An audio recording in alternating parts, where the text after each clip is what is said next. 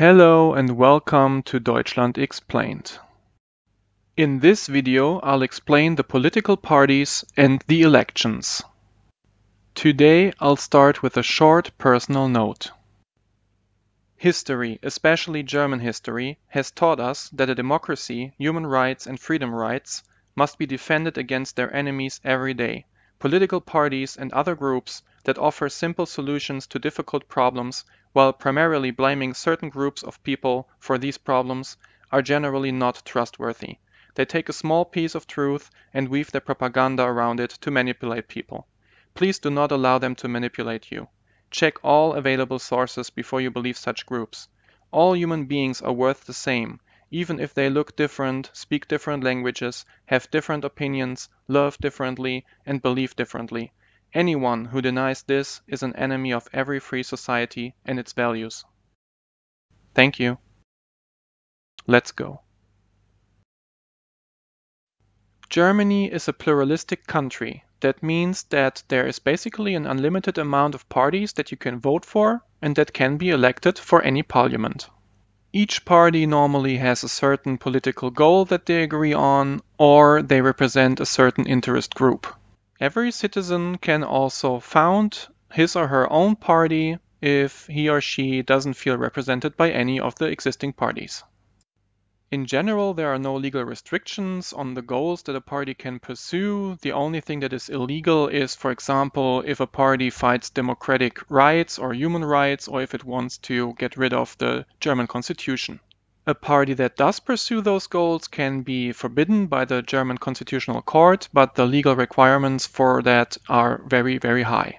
The court said that it can be expected from a strong democracy to manage parties like that without having to forbid them. Now I will introduce you to the, at the moment, most relevant parties in Germany.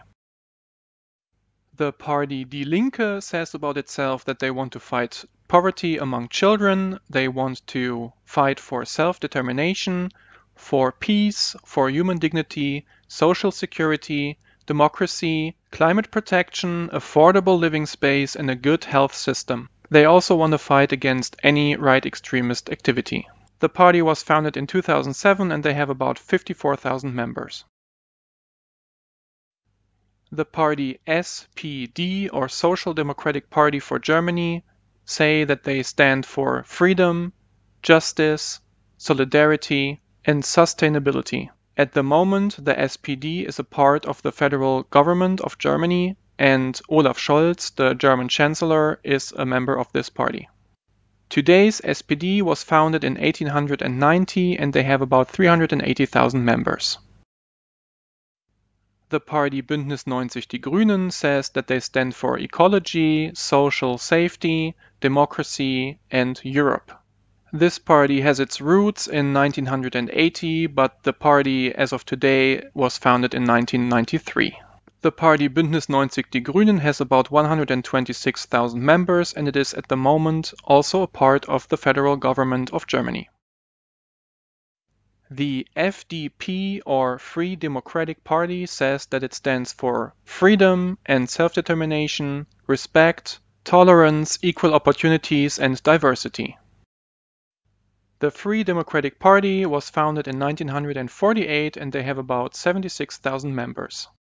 The FDP also is a part of the federal government of Germany at the moment.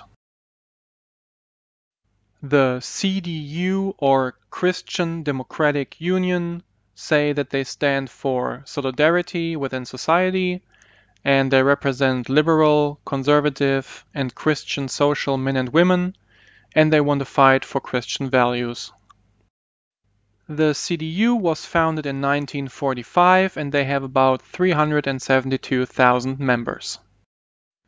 The CSU, the Christian Social Union, say that they stand for Christian social, liberal, and conservative values. Their goals are public welfare, a good life, security, freedom, prosperity with sustainability. They want to preserve the cultural heritage of Bavaria and they want to establish or improve Bavaria's strong role in the German federalism. The party was founded in 1945 and they have about 132,000 members, and the parliamentary representatives of the CDU and the CSU normally build a group within the parliament. The AfD, or Alternative for Germany, say about themselves that they stand for direct democracy, separation of powers, justice, social market economy, subsidiarity, federalism, family, and German culture. They think that common cultural values and historic memories are the foundation for democracy and freedom. They say that they are open to the world, but that they want to be German and that they want to stay German. They want to preserve the Occidental Christian culture, the German language, and the German tradition, and based on these values, they want to establish a sovereign national state of German people. Once again, that is what the AfD says about itself. Following the saying, actions speak louder than words, we also have to acknowledge this. The state associations of the AfD in the states Sachsen, Thüringen, and Sachsen-Anhalt have been found assured right-wing extremist by the respective State Office for the Protection of the Constitution. These judgments are based on a long-term investigation with the result that these state associations of the AfD party are unquestionably anti-constitutional. The party was founded in 2013 and they have about 40,000 members. Now I want to briefly introduce you to the election system in Germany. Germany has one parliament for the whole country, which is the Bundestag, and it's located in Berlin. In simple words, the Bundestag passes the laws that are binding for whole Germany, which are called Bundesgesetze. If you would like more information about the lawmaking process in Germany, please check out my other video that I made for this specific topic. Besides that, each state also has its own state parliament. I'll take North Rhine-Westphalen as an example. The state parliament is called Landtag and it is located in Düsseldorf. The state parliament passes the laws that are only binding for this certain state. They are called Landesgesetze. In addition to that, we also have parliament-like organs on the lowest administrative stage. Those are the district and the city administrations. Their parliamentary organs are called Kreistag, Stadtrat, and Gemeinderat. They pass local law, which is only binding for the citizens of these districts and cities, which is called Ortsrecht. All those parliaments have one thing in common. The citizens elect their members directly, and every citizen can become a member of these parliaments. You don't need any specific qualification or experience or a degree to become a member of the parliament, and you don't even have to belong to a party. 5 rules are binding for elections in Germany. The first rule is that elections have to be free. That means that it is illegal to influence the voter in any way regarding who to vote for or if to vote at all. Elections also have to be equal. That means that everybody has the same amount of votes and all votes have the same weight, no matter what social status you have. Elections are also secret, which means that you don't have to tell anybody, also not authorities, if you voted and who you voted for. Elections are also general, which means that every citizen has the right to vote no matter what. And elections are also direct, which means that there is no institution or other person in between the voter and the elected person. You vote directly for the person and the party. In Germany, every person that is entitled to vote has 2 votes. The first vote is for a person, a direct candidate from the local district. The second vote is for a party. These 2 votes combined will determine how many seats a party gets within the parliament. The amount of seats of a party in the parliament always correlates with the number of votes that the party got from the voters. If a party gets more or less votes from the people, the party will also get more or less seats in the parliament.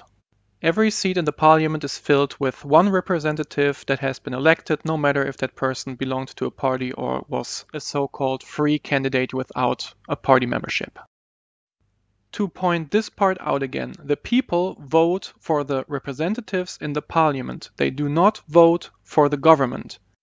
The Bundestag is the parliament. It belongs to the legislative power. It makes the law. The government belongs to the executive power. It does not make law. The government is forced to execute and apply the law that is made by the parliament, and the government is restricted to the permissions that it's been given by the parliament. For example, the parliament decides how much money the government is allowed to spend within a year, and the government has to follow that decision.